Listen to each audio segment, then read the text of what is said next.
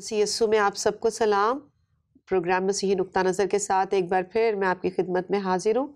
अजीज़ों, आज हम एक नहायती अहम मौजू पर गुफ्तगू करेंगे जिससे हम सब खुश भी होते हैं और डरते भी हैं। पहली चीज़ है ज़िंदगी, जिससे हम हमेशा खुश रहते हैं, और दूसरी चीज़ जिससे हम डरते हैं वो है मौत। मौत पर हम इंसानों को गलबा नहीं। इंसान अपनी सबसे अच्छी हालत में भी जो है इस मामले में बिल्कुल फेल है कि जब मौत उस पर हावी होती है तो उसकी जो खुश मिजाज हालत है या सबसे बेस्ट कंडीशन है उसमें भी वो इसका कुछ हल नहीं कर सकता। तो बाइबल मुकद्दस शुरू से लेकर आखिर तक हमें ज़िंदगी और मौत के बाद दूसरी ज़िंदगी के बारे में बयान करती है। लेकिन फिर भी हम जब कोई हमारे घर में हमारा अपना अजीज़ चला जाता है तो हम बहुत दुख करते हैं और हमारा दिल जो है वो बिल्कुल इस बात को बर्दाश्त नहीं करता। तो इसके लिए हम आज खुदावंद के कलाम में से सीखेंगे। हमारे दरमियान बिशप साहब मौजूद हैं। बिशप साहब, वेलकम। बहुत शुक्रिया। खुदावंद आपको बरकत दें। Thank you.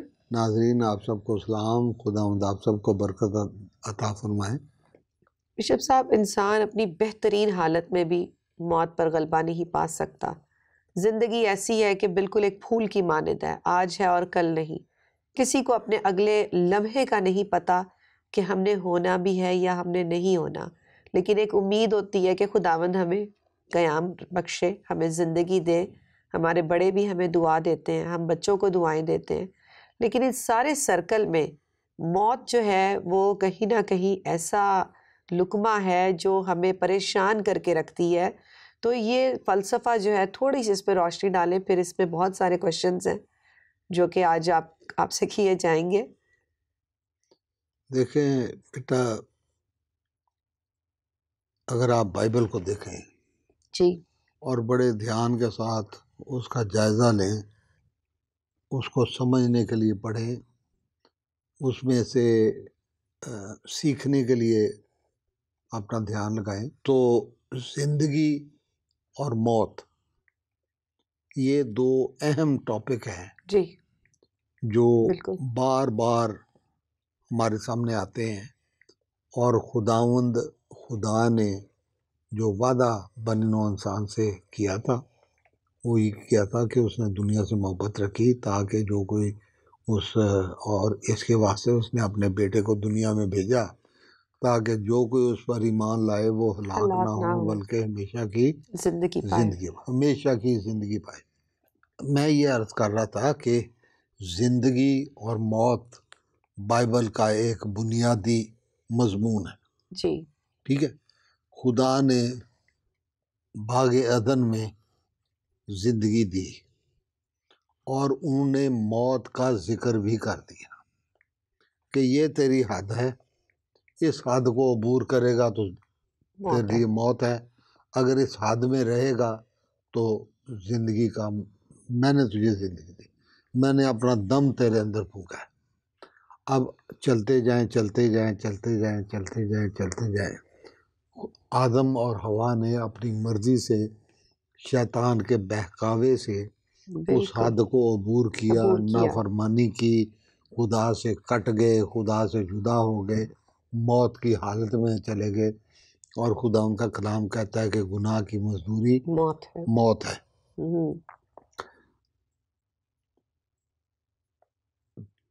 उस मौत की हालत में से निकालने के लिए खुदावंद यीशु मसीह को भेजा गया, यानी खुदा खुद इंसान बन के रूए ज़मीन पर आ गया और उसने हमारे दरमियान डेरा किया और हमने उसका ऐसा जलाल देखा जैसा बाप के इकलौते का जलाल।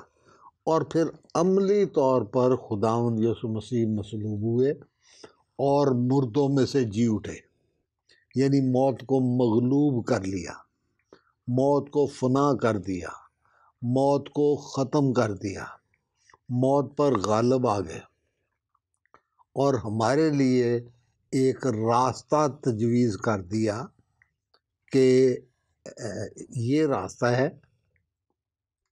तुमने एक दिन मरना है, और फिर आगे जाके इसकी और मज़ीद वजाहत भी है कि हम सब तो नहीं मरेंगे, लेकिन सब बदल जाएंगे जब आखिरी नरसिंगा फूका जाएगा। लेकिन लिखा है, ये भी लिखा है कि आदमियों के लिए एक बार मरना और फिर उसके बाद अदालत का होना जरूर। ज़रूर है। फिर खुदा उनके पाक कलाम में पहली मौत का और दूसरी मौत का जिक्र भी है। फिर खुदा उनके पाक कलाम में एक ज़िंदगी का और नई पैदाइश का जिक्र भी है कि हम एक दफ़ा तो माँ के पेट से पैदा होते हैं, बिल्कुल। दूसरी दफ़ा हम खुदा से पैदा होते हैं। तो ये दोनों चीज़ें बाइबल में बार बार बार बार बार बार, ताकि हम ज़हनी तौर पर मौत और ज़िंदगी के फ़र्क को समझ लें। अब जो मेरे सामने इस वक्त बात आ रही है बार बार जी। कि खुदावंद यीशु मसीह जी उठे, फतह के शादियाने बज गए, शागिर्दों ने देख लिया कि जिंदा हो गए हैं, शागिर्दों की जिंदगियां बदल गई। वो जो बुज़दिल थे, वो जैसे पतरस एक ही रात में 3 बार खुदावंद यीशु मसीह का इनकार करता है, उसकी फितरत बदल गई, उसके शागिर्दों की जिंदगियां बदल गई, उनके रवैये बदल गए, वो खुदावंद यीशु मसीह के मुर्दों में से जी उठने के गवाह बन गए, वगैरह वगैरह। जी। सवाल ये पैदा होता है कि क्या आज का ईमानदार खुदावंद यीशु मसीह में शामिल होने के बाद मुर्दों में से जी उठने के दर्जे को पहुंचा या नहीं पहुंचा? मुकद्दस पौलुस रसूल ये अपनी ज़िंदगी में एक तलब रखते हैं कि मैं किसी तरह से मुर्दों में से जी उठने के दर्जे को पहुंचूं। ये इसी ज़िंदगी का एक हिस्सा है जिसमें हम मुर्दों में से जी उठने के दर्जे को पहुंच जाना चाहिए, हमें पहुंच जाना चाहिए। बिल्कुल। पहले, सबसे पहले एक बात रोमियो के खात में बयान की गई है कि जितनों ने खुदावंद यीशु मसीह में शामिल होने का बपतिस्मा लिया, तो उसकी मौत में शामिल होने का हमने एक अमल इख्तियार किया। अब नई ज़िंदगी क्या है? नई ज़िंदगी खुदावंद यीशु मसीह में मरने का और खुदावंद यीशु मसीह में जी उठने का नाम है। अगर खुदावंद यीशु मसीह में हम हैं तो उन्होंने उनके साथ हमने जी भी उठना है। मौत में शामिल होने का बपतिस्मा लिया तो जिंदगी तो में शामिल हम होने का भी उनके साथ बपतिस्मा जी भी लिया। उठेंगे। जी। जब जी उठेंगे तो वो नई पैदाइश है। आपको याद होगा कि निकोदेमुस को खुदावंद यीशु मसीह ने ये फरमाया था कि तुझे नए सिरे से पैदा होना ज़रूर है। इसी को नई पैदाइश कहते हैं कि हम खुदावंद यीशु मसीह के साथ मर जाए। आपको याद होगा खुदावंद यीशु मसीह ने यह फरमाया था कि अगर कोई मेरी पैरवी करना चाहे तो हर रोज़ अपनी खुदी का इनकार करे और हर रोज़ अपनी सलीब उठाकर मेरे पीछे हो ले। हर रोज़ मरना है, अपने आप को मारना है, ताकि यीशु हम में जिंदा हो और हम यीशु के साथ जिंदा हो। खाली यीशु ने नहीं जिंदा होना, हमने सिर्फ खुदावंद यीशु मसीह के जिंदा होने की गवाही नहीं देनी, हमारी गवाही में ये भी शामिल है कि मैं खुदावंद यीशु मसीह के साथ जी उठाऊं। मैं अब नया मखलूक हूँ, अब मैं खुदा का फर्जंद हूँ, अब मेरी जगह, मुकाम और ज़िंदगी बदल गई है। अब मैं एक खुदा के घराने का फ़र्द हूँ और उसके साथ मैं एक नई ज़िंदगी मैंने शुरू की है। याद रखें, खुदा की बादशाहत में कोई पुरानी चीज़ दाखिल नहीं हो सकती। खुदावंद यीशु मसीह ने एक मिसाल दी थी कि नई मैं जो है वो नई मशकों में डाली जाती है, पुरानी अगर नई मैं पुरानी मशकों में डाली जाएगी तो वो फट जाएंगी। फिर मुकाशा में लिखा है नए आसमान का और नई ज़मीन का, फिर नए लिबास का जिक्र है, नई ज़िंदगी का जिक्र है। कोई चीज़ खुदा की बादशाहत में जो पुरानी है वो दाखिल नहीं हो सकती। मैं अपना DNA हूँ, चेंज करने के लिए तुझ माहिर के स्पुर्द अपने आप को करता हूँ कि तू मेरा डीएनए तब्दील कर दे। आजकल तो वो ज़माना है जबकि अमली तौर पर जेनेटिक इंजीनियरिंग एक जी बिल्कुल। आर्ट के तौर पे एक मेडिकल डिस्कवरी और प्रोग्रेस और उसमें नई नई जिद्दतें पैदा हो गई हैं। तो जब दुनियावी डीएनए चेंज हो सकता है तो रूहानी डीएनए भी चेंज होता है। मसलूब होने के, जब पौलुस कहता है कि मैं मसीह के साथ मसलूब हुआ हूँ, ये समझने की बातें हैं कि खुदावंद यीशु मसीह अब्दियत का बाप है। अगर मैं उसमें शामिल हो गया हूँ तो मैं यीशु के साथ मसलूब भी हुआ था, और जब वो मुर्दों में से जी उठा था तो मैं भी जी उठा था, मैं भी जी उठा हूँ, क्योंकि मैंने यीशु मसीह को पहन लिया है। मैं उसके बदन में शामिल हो गया हूँ, मैं उसके बदन का हिस्सा हूँ, मैं अब्दियत का हिस्सा हूँ, क्योंकि वो अब्दियत का बाप है। और जब वो सलीब पर था मैं भी उसके साथ मौजूद था, जब वो उसने मौत को फतह किया तो मैंने। अब देखें, जब शागिर्दों ने खुदावंद यीशु मसीह को जिंदा देख लिया, जी उनके सामने मौत हुई। आपको पता है जब खुदावंद यीशु मसीह को मसलूब किया जा रहा था, उनके साथ ये सारा जुल्म तशद्दुद किया जा रहा था, तो सलीब के पास कितने शागिर्द मौजूद थे? एक। ठीक है, यूहन्ना जिनसे खुदावंद मोहब्बत करते थे। लेकिन जब उन्होंने उनको मुर्दों में से जिंदा होते हुए देख लिया तो फिर उनकी सोच बदल गई। मौत का डर उनकी ज़िंदगी में से ख़त्म हो गया कि अगर हम यीशु में हैं, यीशु के साथ हैं, तो अगर मेरा यीशु जी उठा है तो उसने मौत को मेरे लिए फतह कर दिया है। अब उनकी ज़िंदगियों का तर्ज अमल बदल गया। वही पतरस जो इनकार करने वाला पतरस है, अब वो मजमों में खड़ा होके खुदावंद यीशु मसीह की गवाही दे रहा है, मुनादी कर रहा है। उसके कलाम के वसीले से हज़ारों के हज़ार लोग एक एक दिन में तब्दील हो रहे हैं। जिंदगी बदल जाती है, रवैये बदल जाते हैं, तरीके बदल जाते हैं। खुदावंद के पाक कलाम में एफिसियों के दूसरे बाब के 5वीं आयत में लिखा है कि जब हम कसूरों के सबब से मुर्दा ही थे तो हमको मसीह के साथ जिंदा किया गया।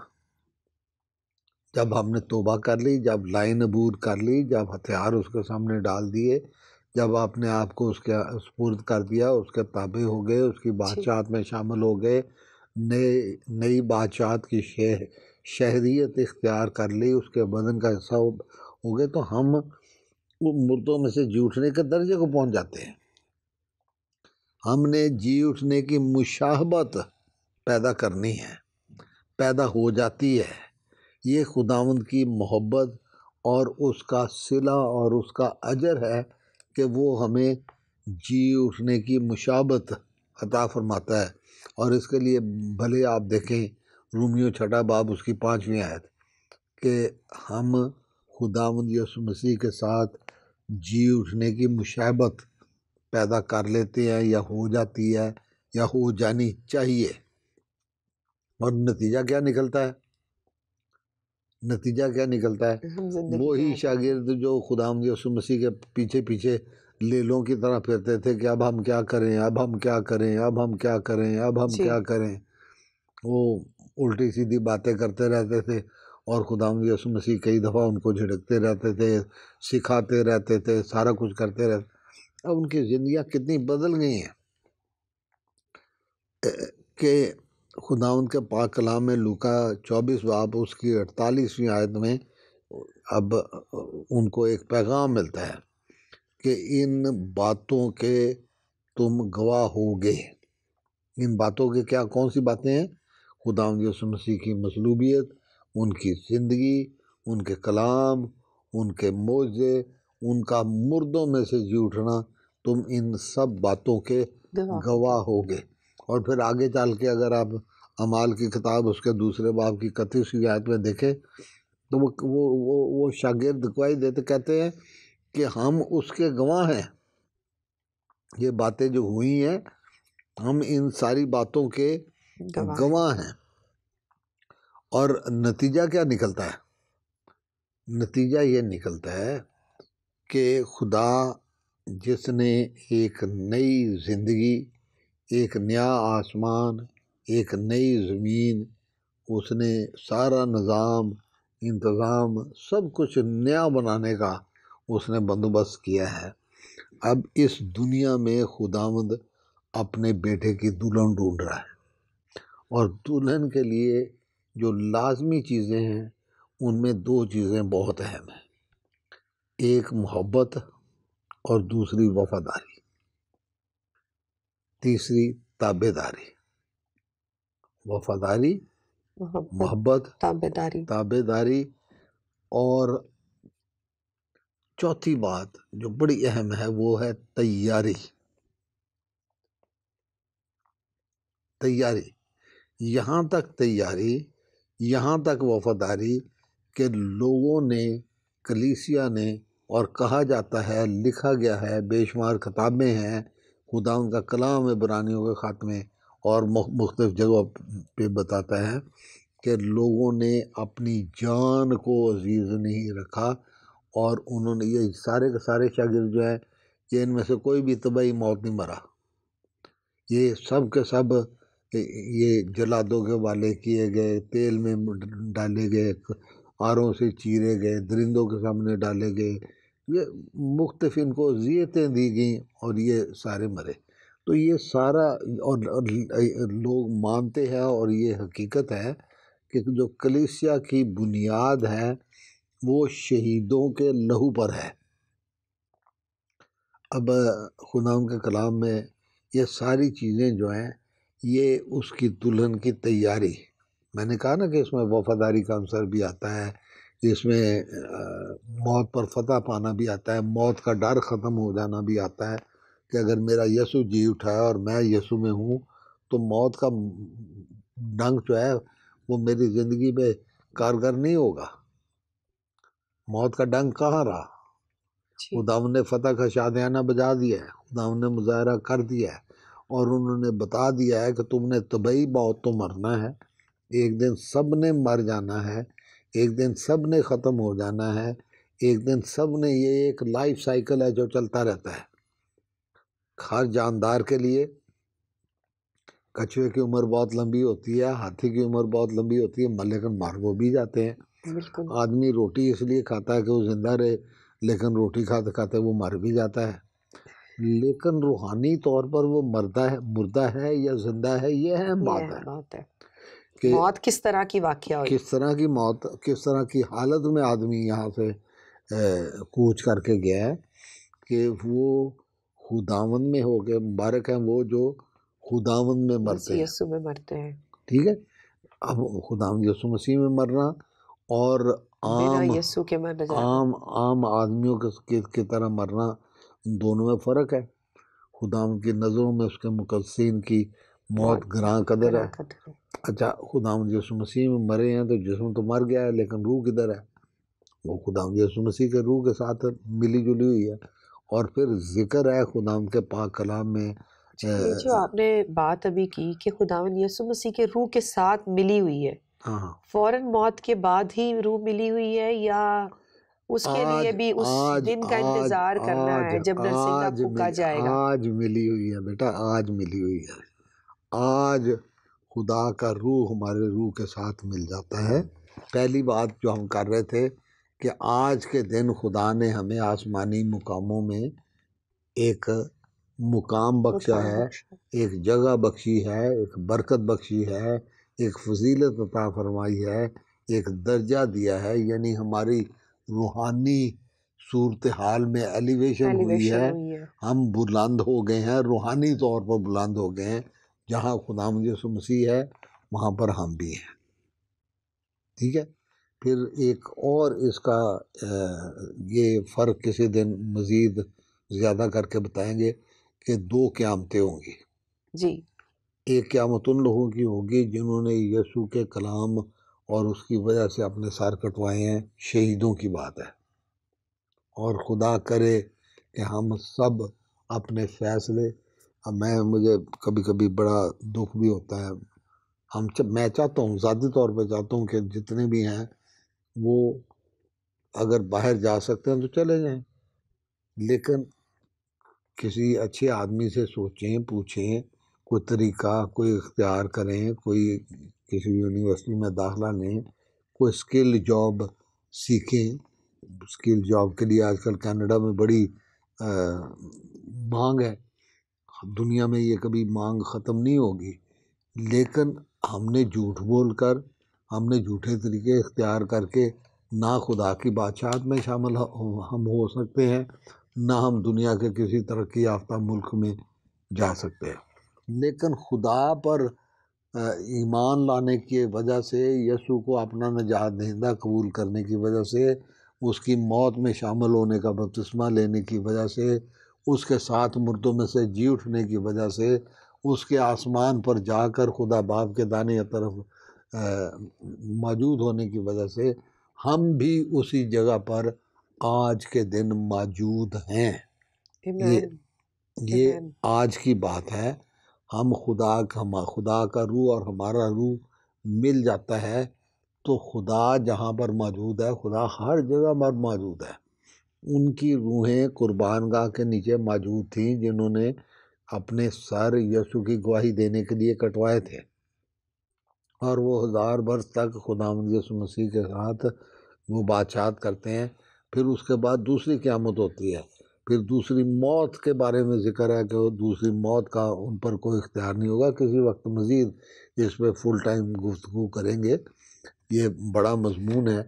लेकिन अभी हम इसको टॉपिक को ख़त्म करते हुए एक बात करेंगे कि खुदा के कलाम में ज़िंदगी और मौत जो बदनी तौर पर और रूहानी तौर पर बड़ी हकीकतें हैं, हम उनको समझने की तरफ अपना ध्यान लगाएं। इस जिस्म ने मरना है, लेकिन इसी जिस्म ने हयात अब्दी का जामा भी पहनना है। इसी जिस्म ने आखिरी नरसिंगा फूंकते वक्त मुर्दों में से जी उठने का एजाज़ भी हासिल करना है, और जलाली बदन में जी उठना है। अगर मेरे होते हुए यसु आ गए तो मैं मरूंगा तो नहीं, मैं बदल जाऊंगा, सारे ईमानदार बदल जाएंगे। अब पता नहीं मैंने ये कभी जिक्र किया था कि नहीं किया था, लेकिन दोहरा देने में कोई हर्ज नहीं जी, बिल्कुल। कि सारी रूहें गैर फानी होती हैं जी, सारी रूहें गैर फानी होती हैं, लेकिन मुक़द्दसीन की रूहें जो हैं उनकी ज़ात इलाही होती है।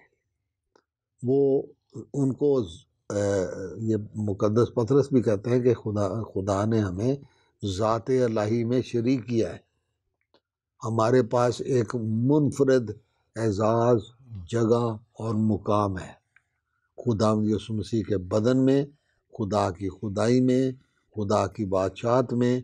हमने अब बहुत आसान है, इसका मतलब है कि सारा जो नजात का काम है वो मुकम्मल हो जाएगा। खुदा और बाप फिर एक ही है। फिर इसी तरह रूह कुदस मददगार का काम ख़त्म, कायल करने का काम ख़त्म। रूह और हम सब की रूहें वो खुदा की खुदाई में शामिल, खुदा की ज़ात में शामिल, वो एक रूह हो जाएगी। यही मोहब्बत का सबूत है, यही मोहब्बत का इंजाम है कि हम में और खुदा में कोई दूरी, फ़र्क, फासला नहीं रहेगा। हम उसके रूह में एक हो जाएंगे। बिशप साहब, खुदावंद आपको बहुत बरकत दे और ज़्यादा अपने जलाल के लिए इस्तेमाल करे। अज़ीज़ों, आज इतना खूबसूरत कलाम हमने सीखा। अज़ीज़ों, हम अक्सर इस बात से घबराए रहते हैं कि हम मर जाएंगे, फिर पता नहीं हमारे साथ क्या होगा, कब्र में जाएंगे, फिर पता नहीं क्या होगा। अगर हम मसीह यीशु के बदन में मौजूद हैं, शरीक हैं, तो हम उसी वक्त, उसी लम्हा से उसके तख्त के सामने मौजूद हैं। बेशक हम गो के मर भी जाएं तो भी हमारा रूह उसके सामने मौजूद रहेगा उसी वक्त जब हमारी जान चली जाए, और इस ज़िंदगी में भी हमारा रूह उसके सामने मौजूद है, क्योंकि अगर हम उसके बदन का हिस्सा हैं तो हम भी वहीं होंगे जहाँ मसीह यसू है। इस बड़ी बात के लिए, इस बड़े पैगाम के लिए हम खुदावंद का शुक्र करें जो कि खुदावंद ने हमें अपने बंदा के वसीला से दिया। प्रोग्राम देखते रहिए मसीही नुक्ता नज़र। फिर मिलेंगे इसी वक्त इसी जगह पर। खुदा हाफिज़।